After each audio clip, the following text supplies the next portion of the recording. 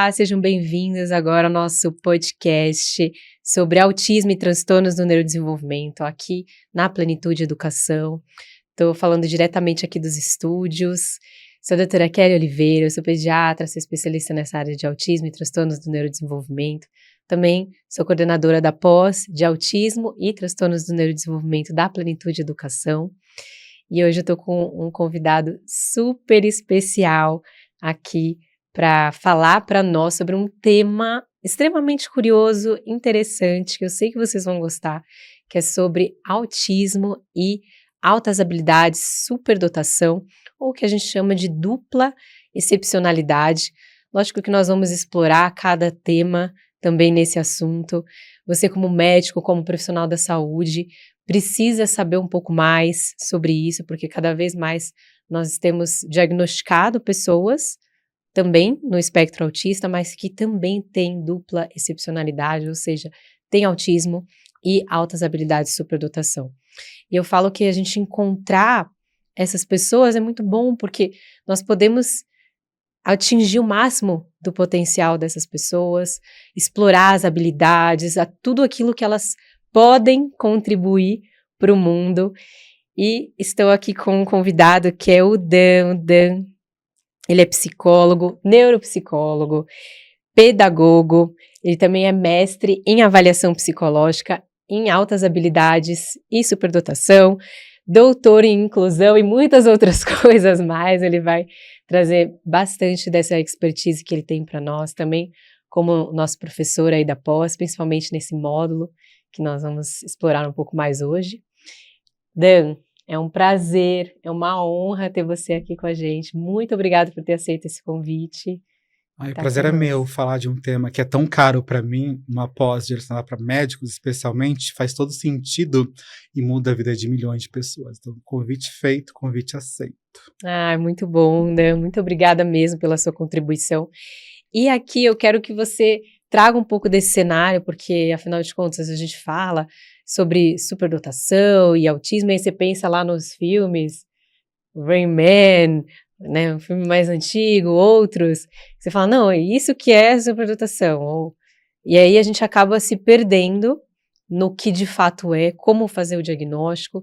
Então, para desmistificar um pouco, queria que você trouxesse um cenário um pouco do que é a superdotação, do que são as altas habilidades. Os filmes, né, a história, os Romanceiam. livros, as séries, elas trazem pra gente um cenário ali muito de finalzinho, muito intenso, né? A superdotação, historicamente, ela tá sempre ligada ali à loucura, à genialidade, então isso vai reforçando através do tempo. Mas ser superdotado nada mais é do que um funcionamento cerebral e emocional diferente. Você tem algumas características ali bastante importantes, uma delas principalmente que é a sensibilidade, são pessoas mais sensíveis, mais intensas. Profundas. Isso, mas historicamente a gente sempre está olhando ali para a questão cognitiva, do quão produz, né? O quanto ela é inteligente. Você tem que pensar que a inteligência ela vai ter valor diferente em diferentes povos, no Oriente, no Ocidente. Assim, superdotação é o que é importante culturalmente para aquela sociedade, para aquele local. Uau. Então, não é só ter um QI elevado, não é só ser gênio, as pessoas também confundem muito. Assim, você tem que entender o que é ali na base, que é você funcionar diferente, aprender em ritmo diferente, coisas que você goste, que é essencialmente ligado ao que você tem maior prazer de aprender, e uma característica de curiosidade extrema, que é sua, que é inata, né? Então, é muito distante daqueles filmes, tem sim aqueles pedacinhos de filme ali, Gênio Indomável, até algumas séries aí como Jovem Sheldon, que as pessoas vão ali confundindo, tem até o Caldeirão do Domingão do Hulk, né, que tem aquele quadro Pequenos Gênios ali. Então, assim, aqueles pedacinhos existem, mas não é só aquilo, é um grupo muito heterogêneo de funcionamento. E ser superdotado é você ser acima da média em qualquer área de conhecimento humano, seja ela matemática, dança, artes, enfim, música. O que é importante na sua sociedade. Então, o que o Nepal valoriza, a gente não valoriza aqui. Então, as pessoas têm muito isso. O que é valorizado em determinada sociedade, você está acima da média, ou seja, 91% acima da média da população, em qualquer área do conhecimento, aí sim é considerado uma pessoa superdotada. E aí tem várias definições teóricas que vão ali evoluindo ao longo do tempo, né? Então a gente tem primeira literatura ali do 1850 vai trazendo algumas questões e vai se refinando esse termo, que é um termo múltiplas definições ao longo do processo. Aí na Primeira Guerra Mundial surge ali, de fato, uma forma de avaliar mais contundente ligada à inteligência e vai se aprofundando ao longo do tempo. Assim, esqueçam tudo que você acha que é a superdotação. Eu acho que a gente tem que entender assim, o que não é a superdotação. Não é a superdotação, a gente fala de genialidade. Nem todo gênio é superdotado. Né? Nem todo superdotado será um gênio. Então a gente tem que pensar isso. Ótimo. E aí entra nessa parte das altas habilidades, como que diferencia? Eu sei que está um pouco junto, mas tem aquela divisão, né? Superdotação, está mais voltado a áreas tradicionais, né? Matemática. Existe, ciência. Kelly, ou como se eu disse, existe essa de fato existe divisão. Aí, isso foi também ali mais um mito que foi enraizado ao longo do processo. Porque tem duas coisas, tem duas teorias que fazem essa distinção. Então, eu tenho uma teoria psicométrica que vai falar o seguinte: quem tem QIs acima de 130, superdotado. Quem tem QI acima de 120, alto habilidoso, tem altas habilidades. Então, 120 a 130, alto habilidoso, acima de 130, superdotado. Essa é a teoria psicométrica que veio ali com Binet, ali no início do todo esse processo. E depois eu tenho um teórico chamado François Gagné, que é canadense, que ele vai separar superdotação sendo como algo genético. Então, você tem uma carga genética bastante forte, e talento como sendo ali algo ambiental. Então, você tem já seu marcador genético e o ambiente vai fortalecer. Então, ele vai transformar o seu dom, que é a superdotação, em talento efetivamente. Só que no Brasil, nós não temos essa diferenciação. Do ponto de vista legal, o Ministério da Educação adota altas habilidades de superdotação como sinônimo. Então, tem os mesmos direitos. Se o seu filho tiver um laudo de alta habilidade ou de superdotação, ele tem os mesmos direitos, não vai ter nenhuma diferenciação em atendimento escolar. Até porque no Brasil, nós temos pouquíssimos direitos para pessoas superdotadas, e eles são voltados especificamente ao ambiente escolar. Mas, para quem vai se aprofundar, precisa entender muito bem essa origem teórica do termo. O que eu vejo é muita gente confundindo tudo, sem saber da onde. Por que eu estou falando que existe isso? Aí tem muitas perguntas, mas meu filho é superdotado, tem QI 170. Não é só o QI. Eu preciso de um ambiente catalisando, fazendo essa potência florescer. E às vezes você avalia a inteligência, tem uma inteligência altíssima, mas você não faz uso disso.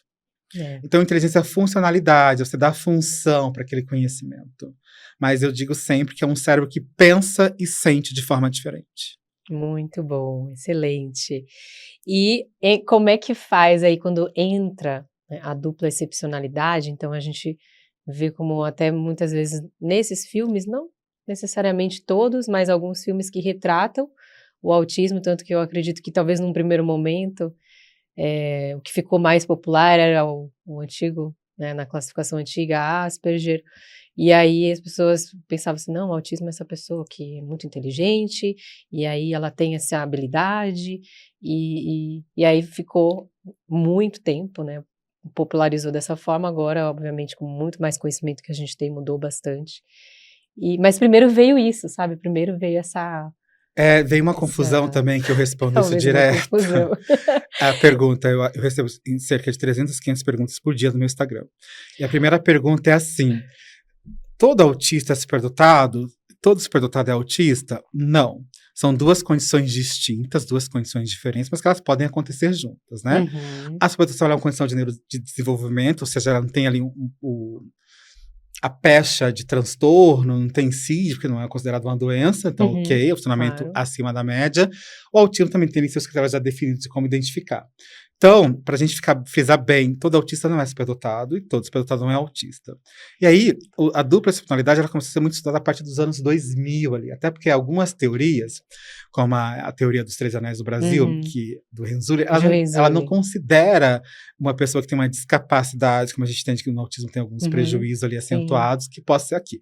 E aí começaram a estudar muito esse processo, ou seja, a dupla excepcionalidade é o cérebro funcionando em duas velocidades, com toda a potência da superdotação, mas com prejuízo eminente de algum transtorno de neurodesenvolvimento, transtorno de saúde mental, de humor, de ansiedade, transtorno de personalidade, transtorno de processamento sensorial, alguma deficiência física, ou seja, eu vou ter essa condição de superdotação, mais algum outro transtorno ali de neurodesenvolvimento.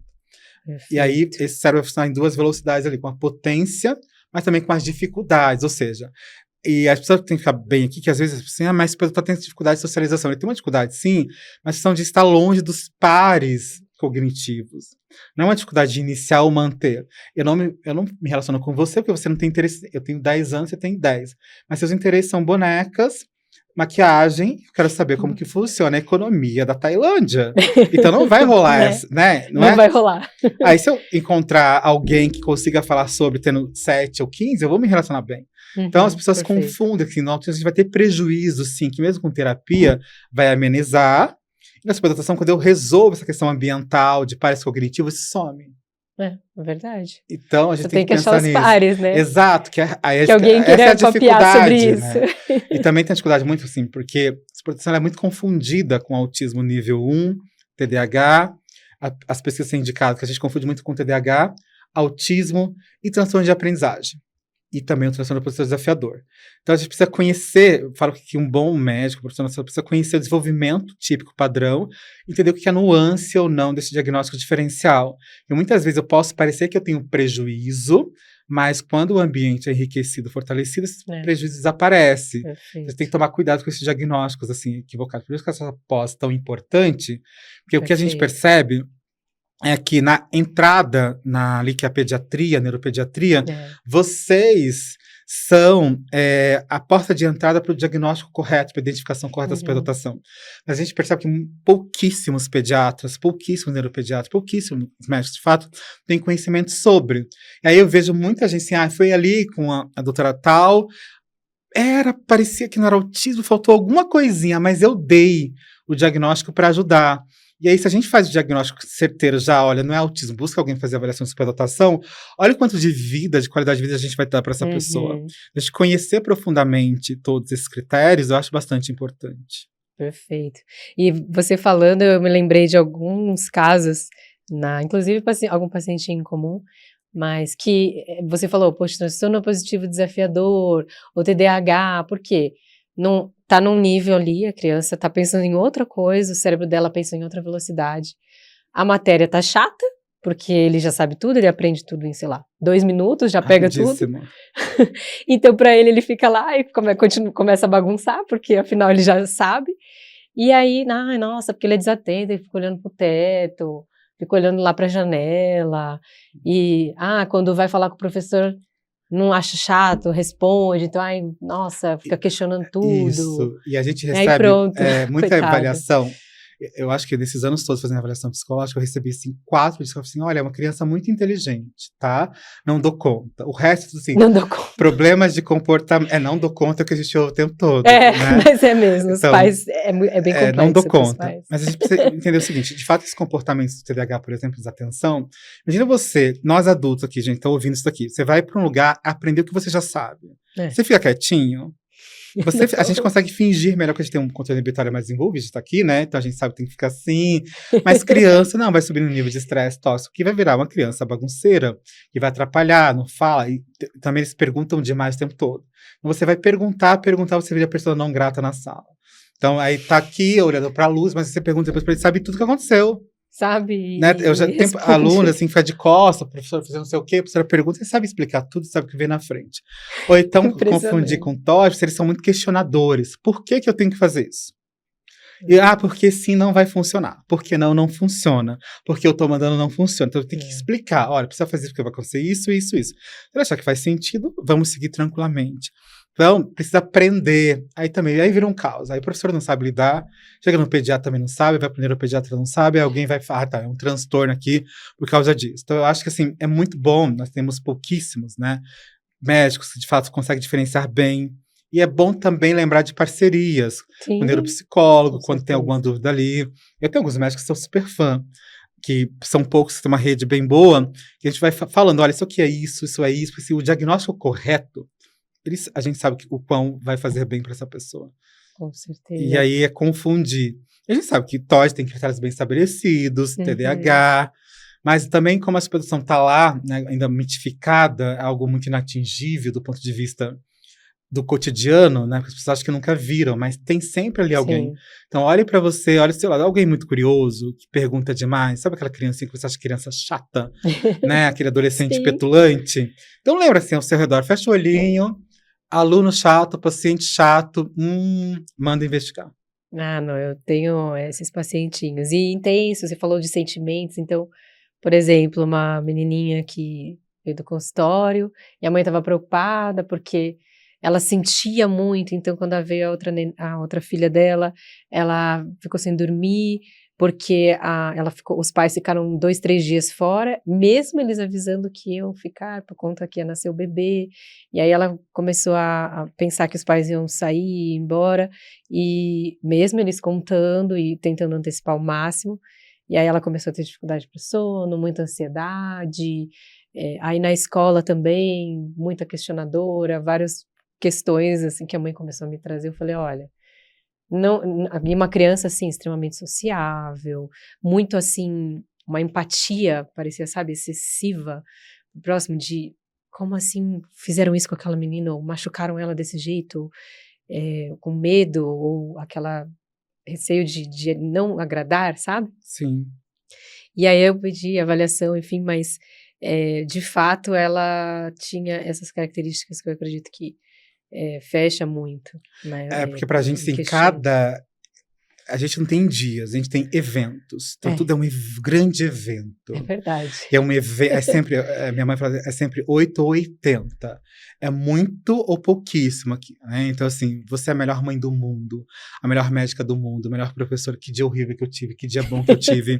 Então você Péssimo. vai passando por essa intensa gangorra emocional durante todo o dia. E aí começa, de fato, como a gente percebe tudo muito mais rápido que a sensibilidade, então isso vai Uhum. dificultando a gente filtrar. Então, a dor é real. Então você se É, frustra muito, mas também quando você gosta, também é tudo muito. muito E aí tem a questão intenso. mesmo da competitividade, que é muito intensa, esse senso de justiça muito acurado. Senso de Então, se a gente justiça, for é pensar verdade. nas empatias, a empatia afetiva também é muito acima da média. Aí você acaba se envolvendo em problemas que não é seu, nesse sentido, É, né? E é, aí, eu via e essa isso. antecipação também, a gente sabe, as pesquisas indicam que pessoas inteligentes, elas já são mais ansiosas por natureza. Então, a gente tem dois Uhum. tipos de ansiedade ali, ansiedade estado e traço, né? Então, assim, a minha estado, que é a minha natural, aquela que preserva a vida, ela já é elevada É, naturalmente. Aí, é isso. quando eu tô ali, num ambiente totalmente hostil, ou que eu não sabe o que vai acontecer, essa ansiedade vai aumentando, aumentando, até virar uma ansiedade traço ali bastante importante, que vira os nossos famosos crises de É. pânico, ansiedade generalizada, e a gente tem que cuidar muito desse processo. Então, mesmo que você explique, tem que ser muito claro o que está acontecendo ali. E às vezes a gente não sabe, eu tô ansioso, criança não sabe assim, tô ansioso, eu tô com raiva, a gente confunde, adulto Ou confunde. tô A gente deprimido. confunde fome com ansiedade, a gente confunde É. essas coisas básicas, Raiva, medo com sono. tristeza. Sono com Então, irritação, então por esse raiva. autoconhecimento, se eu tô sentindo, eu tenho que sentir tudo, não existe emoção ruim. Só que é tudo muito intenso. Então, a alegria de estar na praia vai ser o evento da minha vida. Eu perder o meu pirulito é um trauma enorme. Então, assim, nunca prometa nada para um superdotado. Se você não vai ter Por paz. favor. Não Se vai você ter não pode paz. cumprir, Não, né? exato. Então são competitivos naturalmente, uma autocompetição muito interna. Então, essa questão de sentir demais que coloca a gente ali em situações bem desabonadoras às vezes. Porque o povo não entende por que tá chorando. Aí também volta aquela confusão. Gente, uma criança tão inteligente, com QI 132, chorando. É só criança de 7 anos, tá, gente? Assim, ela tem 7 anos. É. Ela pode chorar, ela pode reclamar. Não é porque eu sou superdotado que eu não posso sentir. E aí, no Brasil tem essa confusão também. Se é É superdotado, verdade. tem que agir como adulto, né? Como aquele jovem adulto. E aí não pode chorar. Vai chorar sim. Então tá lá a menininha que caiu lá, a chuquinha dela, ela vai te fazer um escândalo. E aí vão confundir isso com E vai sentir imaturidade mais. emocional, né? As pessoas confundem muita coisa. Então, entender o que é É. maturidade emocional. Você é madura?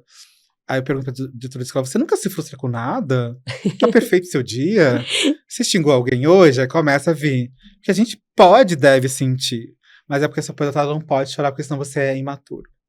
É. Aí não você é atendido porque você é imaturo. Não, gente, o ambiente tá aqui inadequado, tá insóspito pra mim, né?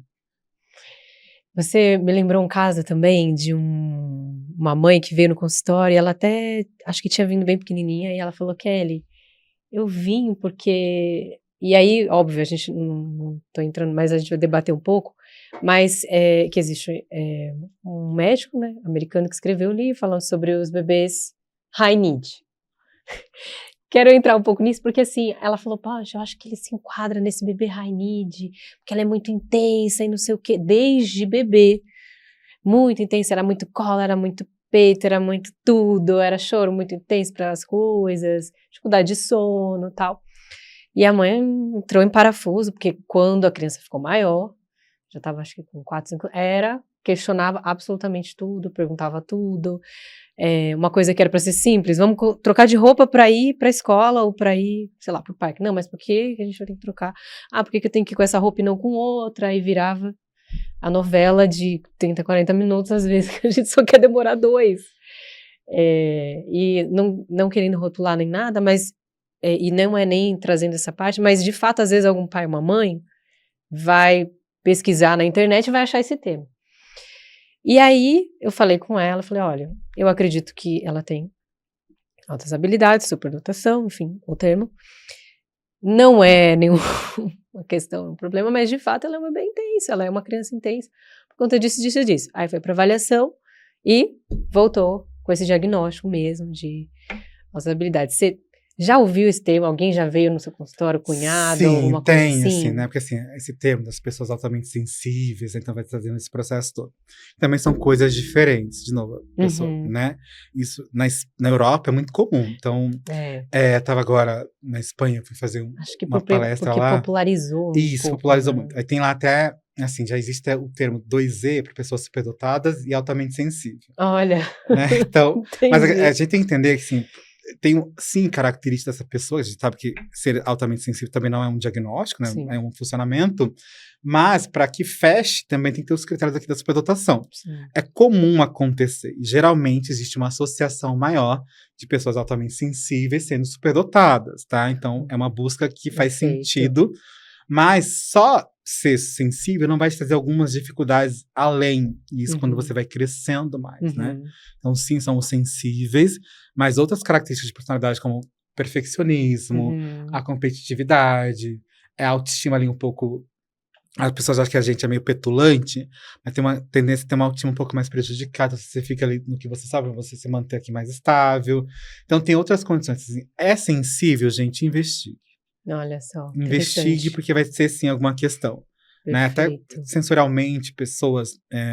nós sabemos, tem uma pesquisa maravilhosa da Universidade de Coimbra, que foi feita com meninas acima de 10 anos. Acho que isso, não sei se é uma característica mais das mulheres, né? Aí tinha lá que assim, as meninas superdotadas, elas tinham mais questões de processamento sensorial, por exemplo. Então, quanto maior o QI, maior a alteração sensorial. E no Brasil também a gente tem um equívoco que só pode, se tem alteração sensorial, é autista. Né? Isso também já vai. Mesmo. Então, a gente pode ter alteração sensorial sendo autista, sendo superdotado, sendo pessoa altamente sensível, sendo nada também, né? Então, a gente tem que pensar que não é uma coisa que vai tirar a existência de outro, acumular. Mas sim, se tem essa questão da sensibilidade, pessoas que demandam mais, né? Esses bebês sensíveis demandam demais. Aí você fica lá a vida inteira, aí quando você percebe 13 anos... aí você vai lá, não era só sensível, né? Tinha coisa ali inimagináveis. Teve um paciente que eu peguei agora, tem recentemente 7 anos, aqui de Santos. E ele foi lá identificado como criança altamente sensível e seguiu aquilo. Menino. E ele aprendeu a ler ali com 3 anos e meio, 4 anos. E aos 5 já falava espanhol, italiano, francês e português. Nossa!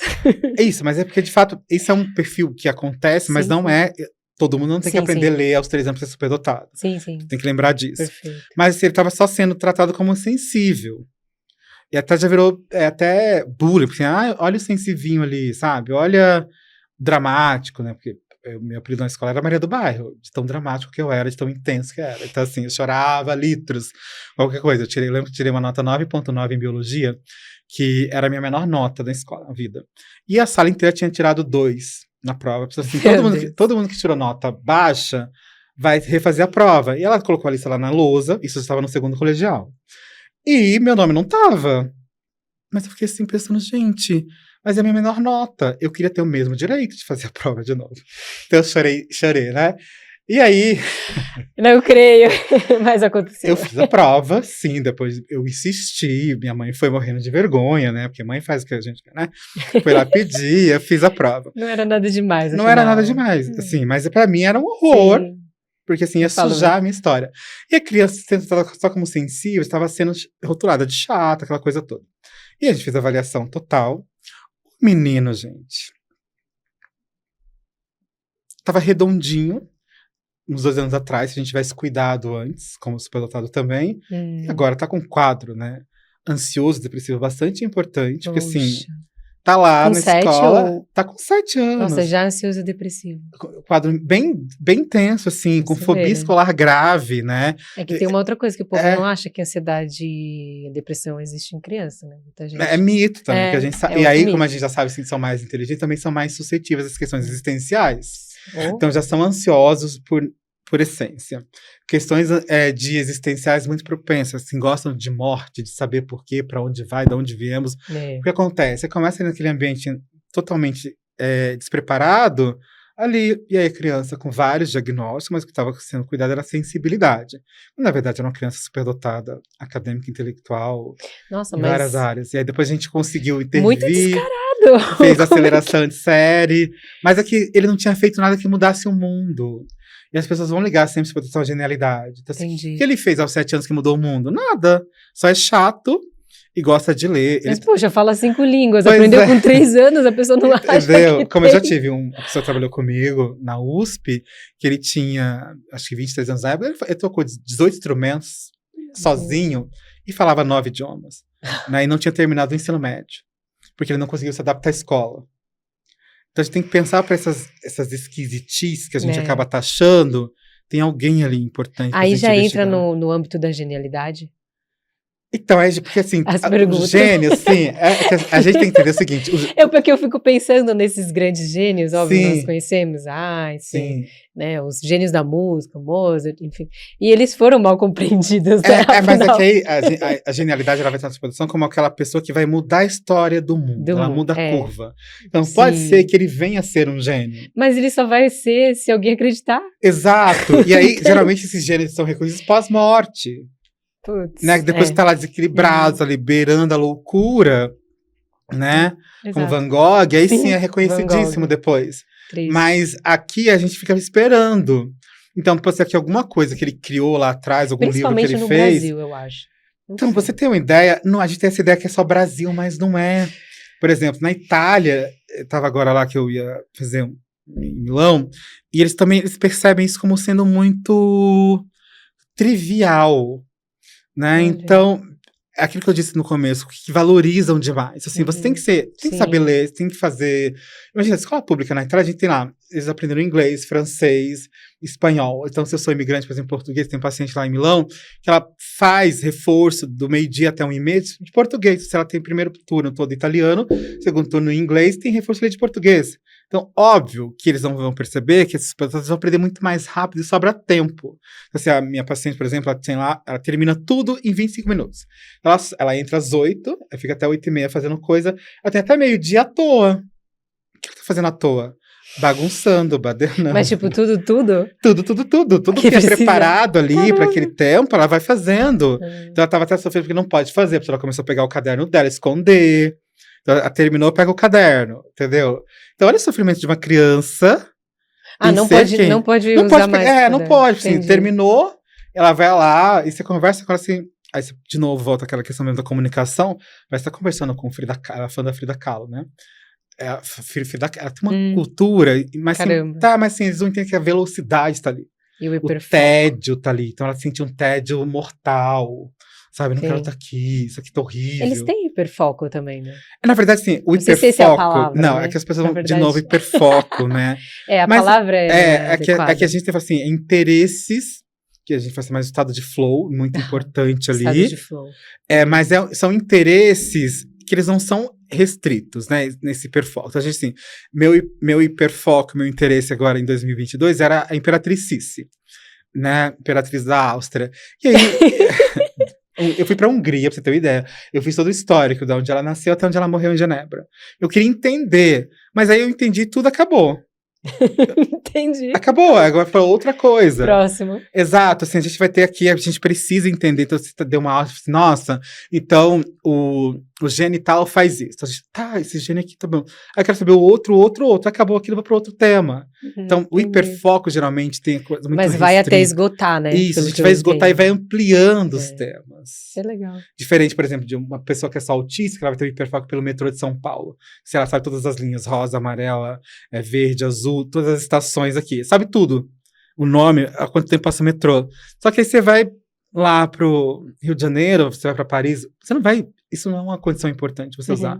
Você precisa mesmo que generalizar essa inteligência para cá, né? Sim. Então, esse hiperfoco tem, e as pessoas chamam também, não tem problema algum, mas é que são interesses que eles vão se ampliando, que a gente vai chamar isso de pensamento arborescente, assim, vai surgindo aqui, vem outra linha aqui, vem outra para cá, vem outra para cá. E aí eu fui chegar na Cici, eu cheguei na Rainha Vitória, da Inglaterra, numa cartinha que ela tinha escrito, porque ela morreu por acaso, né? Tadinha, ela morreu na hora errada, inclusive. Tava lá no vagão, no trem de Genebra, morreu, porque ela não andava com segurança. Aí me tem um bilhete da Rainha Vitória explicando, olha como isso vai ligando. Aí depois o seu foco virou a Rainha Vitória ou não? Exato, aí eu fui pro Hyde Park, aí eu fui entender como a realeza britânica, País de Gales, entende? Então você vai ficando mais, são interesses mais flexíveis. Entendi. E acho que você poder usar, no caso, né, a gente está falando também da dupla excepcionalidade, então, por exemplo, o autista que tem o hiperfoco, que tem essa habilidade. Você poder trazer uma habilidade que, de fato, contribua para o mundo. Sim. Né? Ou levar ele para vamos dizer, no caso do autista, que é superdotado, um hiperfoco que possa, enfim, ajudá-lo a se desenvolver, a Exato. ter uma profissão, a poder contribuir. As pessoas têm que pensar, né, que hiperfoco, e eu sempre falo, eu sou contra aqueles processos assim, é hiperfoco, não deixa mais. Não, gente, é o hiperfoco que vai trazer estabilidade ali. O que o bom profissional vai fazer assim, é ampliar aqui esses processos todos, né? Então, de fato, vai ter esse hiperfoco, que muitas vezes é até aquela coisa que vai deixar a gente mais organizado ali, né? Mais porque estável. A ideia fica, parece que o cérebro não me aguenta, assim, às vezes eu fico assim, gente, meu marido fala, é uma criatividade, eu fico, aí abre as janelinhas, buscando, aí você fica... Né? Mas, de fato, assim, porque vai ter esse funcionamento, sim, muito interessante em uma área específica, mas também prejuízos ali importantes, né? No 2E vai ter prejuízos, sim, de comunicação, ali de linguagem pragmática, de linguagem associada à comunicação mais no dia a dia. Então, são pessoas que vão camuflar mais ali, que elas vão aprender. Então, você vê que naquela que ele sentou assim, eu me preparo, faço aqui, fico olhando assim, o autista com superdotação, né? Então, fica assim. Então, vai sempre um pré-preparo antes. Assim, é muito difícil você viver se preparando o tempo todo. Você não viver. Então, assim, eu vou sair hoje de casa às 7, tem que fazer isso. Eu já tive paciência, assim, adultos, acho inclusive. Sofrimento, né, no 2E, caso. você fica lá antecipando. Nossa, eu vou lá no podcast da Kelly. Então, você convidou a gente aqui 3 dias. Eu fico 3 dias organizando aqui. Então, o paciente faz roteiro, quando é 2E mesmo. O superdotado faz o roteiro. Assim, eu vou chegar assim, vou falar isso, fazer isso, fazer isso. Ele vai te investigar a sua vida inteirinha, saber como você fala. Chega aqui, ele vai tá pronto. Então, depois a gente vai ficar esgotado. Tá pronto, mas olha o preparo, né? Anterior. Então, você se esgotou, depois você fica uns 3 dias ali ausente do seu, porque não dá conta de fazer mais coisas, né? Você tem que entender que essa sobrecarga no autismo te traz bastante. É grande. É grande, é enorme. E aí, no caso, assim, entrando aqui também, poxa, o papel do profissional, né? 2 coisas que eu quero te perguntar. Tanto o profissional, no caso, o médico, né? Falando mais dos médicos, mas principalmente também o profissional da saúde, que precisa começar a identificar, né? No caso, autismo, poxa, ou talvez nem saiba, né? No caso, chegou para você, muitas vezes um paciente mais velho, né? Chega mais velho quando é autista e superdotado, que normalmente é o nível 1 com superdotação, e aí você precisa fazer a suspeita, poxa, será que é só superdotado? Será que é superdotação com TEA também, né, e a TEA? O que você diria para esse profissional, como que ele pode abordar, quais são os sinais? Né, eu sei que a gente já falou tanta coisa que eu imagino que vocês devem ter pego, mas para virar tópicos aqui. Sim, umas coisas, dependendo da idade, assim, geralmente quando a gente vai pegar 2E, um pouco mais velho, sim, especialmente adultos, às vezes, porque essas pessoas ficam ali, porque assim, tem que entender que a gente também tem 3 tipos de dupla personalidade. Então, eu vou ter uma que a superdotação vai esconder o autismo por muito tempo, Aí eu vou ter Isso também. uma que o autismo vai esconder a superdotação por muito tempo. E eu vou ter uma ali que vai estar tudo equilibradinho aqui. E nesse momento não vai ter nenhum prejuízo. Você vai crescendo, crescendo, os prejuízos vão aparecendo, as habilidades também. Então, a gente tem que observar primeiro as questões, entender como que é. Falo assim para os pais, perguntar para os pais, como que é a socialização dele? Ele não socializa com ninguém, mas olha, quando tá com gente mais velha, vai super bem. Quando tá com gente também menor que ele, vai super bem também. Então aqui é pra gente desconfiar que pode ser só superdotação. Então não vai ter dificuldade com qualquer pessoa. Mais velho, mais novo, idade aqui mesmo dele, eu vou ter dificuldade. Então, aqui para se atentar para o autismo. Então, a socialização é uma ferramenta bastante importante. Os interesses, tá, ele gosta de futebol, mas ele só gosta do Pelé. Não, ele gosta do Pelé, ele sabe quem é o Inter de Milão, sabe aqui o que é. Eu sou péssimo em futebol, gente. Se eu falar alguma coisa errada, me perdoe. Botafogo aqui, então vai aqui, né? Não, ele só quer saber o albinho da Copa de 70 no México. Então tem que ver que os interesses vão aprofundando aqui, né? Se é muito sensível, se questiona demais, pergunta demais. Geralmente, quando é autista, não fazem muita pergunta, né? Muito curioso. Se for muito curioso, pergunta por quê, né? E geralmente vai falar de assuntos muito fora da curva ali. E com como que eu disse, uma ramificação maior. Geralmente, quando é autista, sozinho, tem um interesse ali, o hiperfoco, vem para aquilo, você brinca. A forma de brincar também é diferente. Então, geralmente, as pessoas com autismo e mais complexa, né? Mais complexa ali, aquela brincadeira assim, simbólica, já estão fora dela há muito tempo, mas eles são muito imaginativos, criativos. Então não vai ter aquela questão toda. Acho que você tem que olhar muito para a questão social, como que é essa interação, os níveis de perguntas ali que fala e tom de voz. Então, eu avalio muito o tom de voz é mais metálico, quando tem autismo aqui, muito mais metálico, na mesma tom, assim, não tem aquela prosódia, né? E às vezes é muito decorado as coisas, assim, você percebe assim, que é meio robotizado aqui a questão. Na verdade, a comunicação, quando ela vai fluindo. É que quando eu acredito que a superdotação, ela se destaca muito, você mascara demais. Então, mas você mascara, mas você percebe o tom de voz. Entendi. Existe um incômodo ali, natural. Tá. Então você vai perceber aquela voz mais metalizada, no mesmo som aqui. E aí você vai conseguir perceber, sim. Mas você volta de novo. Como que essas relações. Se dificilmente tem interesse de sair, para qualquer coisa vai ser. Agora, quando eu, por exemplo, sou superdotado, se você me chamar para ir para uma festa que vai falar sobre coisas que eu gosto aqui, eu vou. Né? Agora, não quero sair de casa, vou aqui. Então, vai ter essa questão mesmo aqui. Para mim, a principal questão é a linguagem pragmática. Tá. Porque aí sim começa pra gente pensar que entra fono, né? Às vezes tem dúvida, e tem gente que às vezes tem médico, nem sabe o que é linguagem pragmática, né? A gente sabe disso. Então, gente, vocês vão aprender aqui no curso também, né? Com certeza, temos profissionais mas como que... Esse dia foi um caso com uma médica lá de Florianópolis, psiquiatra, então, mas você vê a linguagem pragmática dele? O que é isso? Então, às vezes tá vindo um diagnóstico ali que não era, que ela tinha falado que era autista. Eu falei, gente, não é autista, porque assim, a linguagem pragmática tá aqui super ok. Não tem nenhuma dificuldade de comunicação, não tem isso, não tem isso, não tem isso. Mas ele tem aqui a dificuldade de relacionamento. Não é, porque se você pesquisou lá na muitas infância, vezes o não tinha. relacionamento é por conta dos interesses da faixa. A gente colocou ele do 5º pro 8º ano, ele virou o adolescente mais feliz da escola e o mais popular. E a mãe falou assim, meu filho é popular hoje.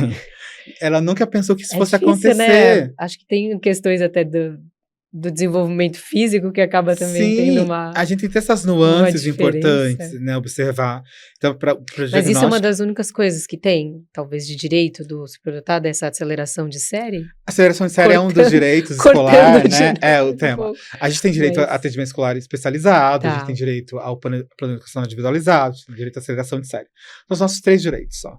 Mas que não acontece muito, né? Não a parte acontece do plano porque as pessoas...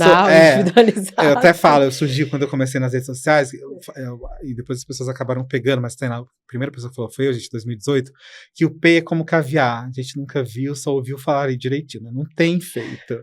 Mas, assim, são direitos, mas as pessoas não sabem fazer. Então, assim, aí não sabem fazer, a escola também não sabe, não está muito preparada. A aceleração de série, por exemplo, é a medida mais pesquisada no mundo, a aceleração de série para superdotados. Tem evidências científicas robustas por mais de 100 anos. O primeiro caso de aceleração foi feito oficialmente em 1855. Aí você vai falar, hoje sim, mas eu nunca ouvi falar disso, eu não conheço, eu não sei o que é. não estudam direitinho, né? Tem essa grande questão. Então, é sim um dos direitos, mas também não é todo superdotado que vai ter direito a essa aceleração de série. Tem perfil. Se eu não posso acelerar um estudante que é superdotado em artes, fazer ele pular 1 ou 2 anos de série. Porque tem as outras competências. Condições. Eu não posso pegar, ele é superdotado em esporte, como a nossa Raíssa, como a Daiane foi, porque não faz sentido. É o tipo de atendimento, enriquecimento curricular. Tem outras propostas de atendimentos também, que está dentro desse plano educacional individualizado. Então, você precisa entender qual tipo de superdotação é, como que essa pessoa vai funcionar e onde eu preciso enriquecer ou não. E aí, no Brasil, as pessoas confundem enriquecimento com mais, tá? Então, ele é superdotado em matemática, eu vou dar 600 problemas para ele por dia. Vai só cansar essa criança, ela vai odiar. Então, assim, é você complexar, você sofisticar essa aprendizagem, né? Por aí você vai ter um funcionamento mais saudável, como você disse, você não vai estar lá pentelhando na escola, não vai estar mais irritado, você vai ter feliz. A gente penaliza superdotado no Brasil por ser inteligente. No Brasil é complexo, né? Porque parece que mais você exalta a burrice do que... mas enfim, a gente também tem que entender, né? Mais a ignorância. Tem que entender que todo mundo é diferente, nós somos diferentes, eu e você somos diferentes, mas a gente tem que atender no mínimo ali o que se precisa para manter saúde mental e saúde emocional bem. Acho que essa é a grande questão. Mas a gente também não pode atribuir tudo de sofrimento à superdotação, por exemplo. Também nem é autismo, então condições muito diversas, né? Perfeito. Muito bom. E aí, a gente até falou desse diagnóstico diferencial dos médicos. Uma coisa que eu vejo também que é bem interessante dos pacientes é que quando tem só, no caso, a superdotação e não o autismo, essa coisa da socialização melhora, a questão muito rápido, né, quando você consegue intervir e fazer o diagnóstico, e a questão também do sensorial, que eu até ia te perguntar isso, porque perguntar também em relação às altas habilidades de superdotação, porque no autismo a gente tem muitas alterações sensoriais, transtorno de processamento sensorial, então é barulho que incomoda, a questão tátil, e outras, né, áreas, enfim, luz, tudo isso, principalmente nos pequenininhos, né, petitiquinhos, mas quando não é adulto, quando não é adolescente, adolescente a gente pega também, mas eu acho que talvez isso, e até quero perguntar para você e discutir esse ponto, se o sensorial é uma questão que ajudaria a diferenciar, né, o transtorno de processamento sensorial, alterações sensoriais, que no autismo talvez seja mais evidente, tenha esse componente mais intenso do que no superdotado. Não, porque a gente tem assim, Kelly, e aí eu acho que é o que tem confundido muitos diagnósticos, porque a maioria não dos que seja médicos, exclusivo, mas a maioria dos médicos, a gente sabe, que não é o caso dos nossos professores aqui, nem de vocês vão fazer o curso depois, claro. É que a alteração sensorial está ligada ao autismo, né? Então, de fato, você tem que pensar, exato, mas assim, a gente vai ter, sim, alteração sensorial, e quanto maior o QI, vai ter alteração sensorial importante, especialmente interocepção, por exemplo. Então, por exemplo, eu não suporto abraços, né? Eu tenho pavor de areia de praia, mas eu adoro o mar. Né? Então, assim, eu era conhecido criança como vampirinho, eu adorava escuro. Essa luz aqui tá me incomodando muito. Mas agora eu já entendi, já fiz terapia de integração sensorial. Então, não, assim, vai aparecer sim, mas tem que entender que vai ter prejuízos, né? Que superdotado sozinho não tem, de linguagem. Então, acho que tem que observar melhor essa linguagem. Assim, se tem alteração sensorial, mas não tem linguagem, cara, tem que pensar se é só TPS, às vezes é só uma questão aqui de modulação. Mas assim, meninas têm muita alteração sensorial na superdotação. Meninas têm muitas, né? Fato. E é muito comum alteração sensorial ligada a tato, na superdotação. Então tem boas TOs, inclusive vai ter uma TO aqui na nossa pós-professora, né? Que é a Cristina Petreca, que ela é super especialista nessa questão diferencial do que é do TEA e do que é da superdotação. Perfeito. Né? E a gente tem que entender que, assim, é uma questão, e eu chamo a atenção assim, gente, tem alteração sensorial, não descarte, porque se tem alteração sensorial, eles vão descartar a superdotação de cara. Não pode fazer isso. É quando você disse mesmo, cuidou, fez a boa intervenção ali, isso vai sanar, vai passar. E a gente vai saber o que pode acontecer, né? Então, assim, eu não tenho superdotação, mas assim, pra mim, ainda as questões sensoriais são muito impactantes. Perfeito. Cheiro. Eu sinto cheiros que ninguém sente, né? Mas, assim, o que mais me incomoda, de fato, é tato. É alguém que fica, sabe, assim, quando eu vou dar paciente, não encosta. Pra saber, né? Né? Aqui, né? Mas eu acho que assim, a questão da gente pensar mesmo do pensar é 3 coisas importantes. Como que foi essa aprendizagem dessa criança? Ela aprendeu coisas aqui mais cedo.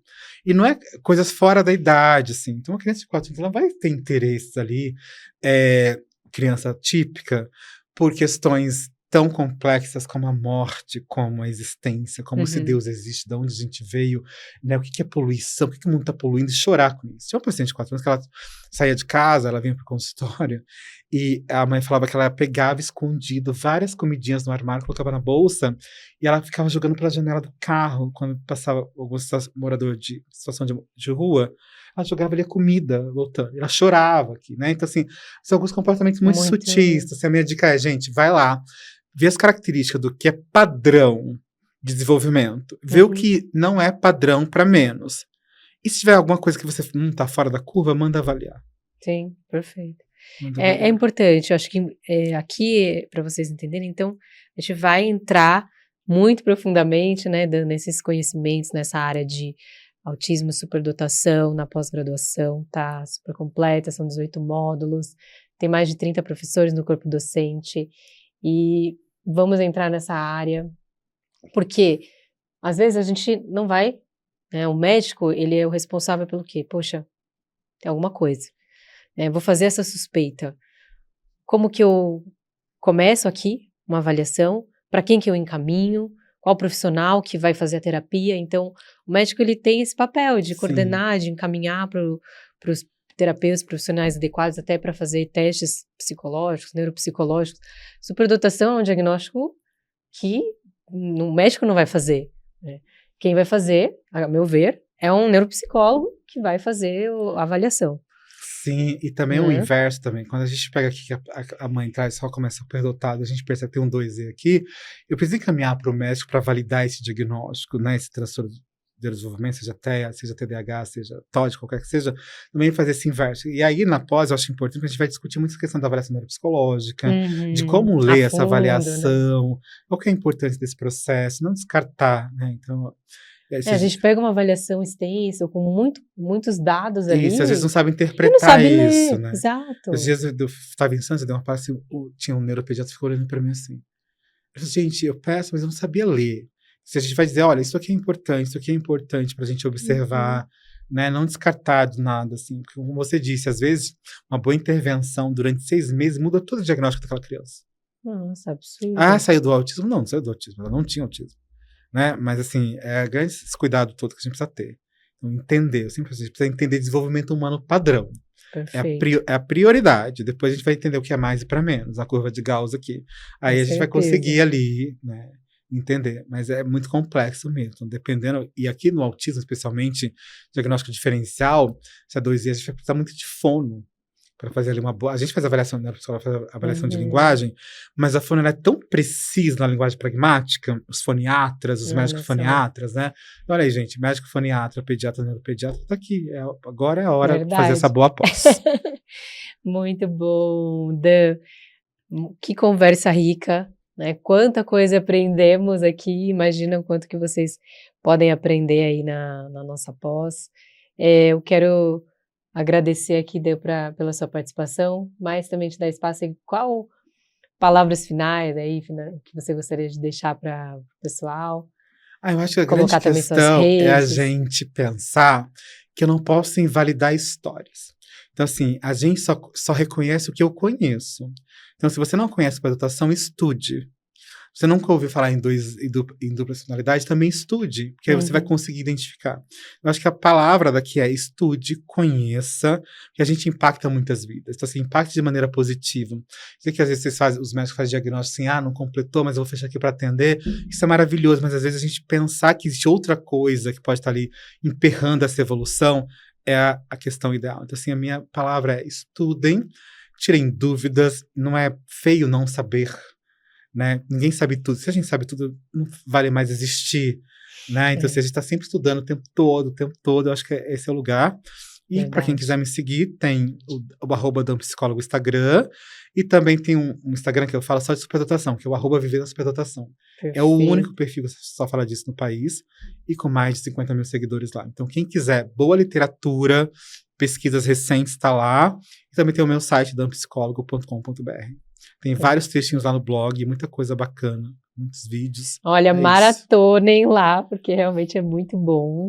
Então, obrigada aí pelo teu conhecimento, pela aula, né, de história, de conhecimento aqui. Imagina o que vocês vão encontrar na pós. Então, fica aqui o meu convite novamente para vocês participarem da pós-graduação para médicos em autismo e transtornos do neurodesenvolvimento.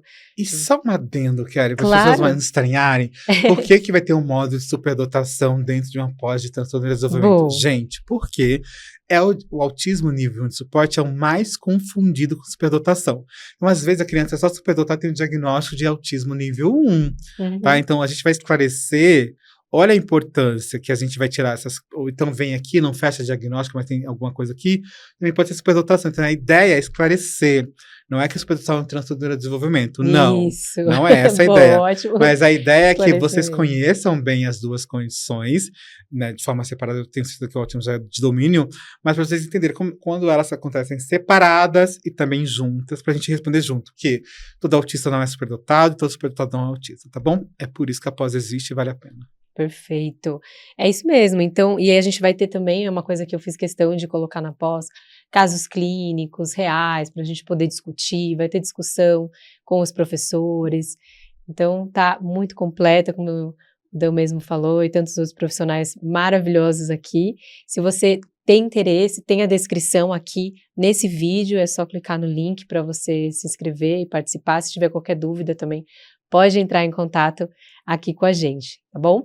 Não esqueça de curtir, compartilhar também, se inscrever aqui no canal e até o próximo episódio, gente. Muito obrigada!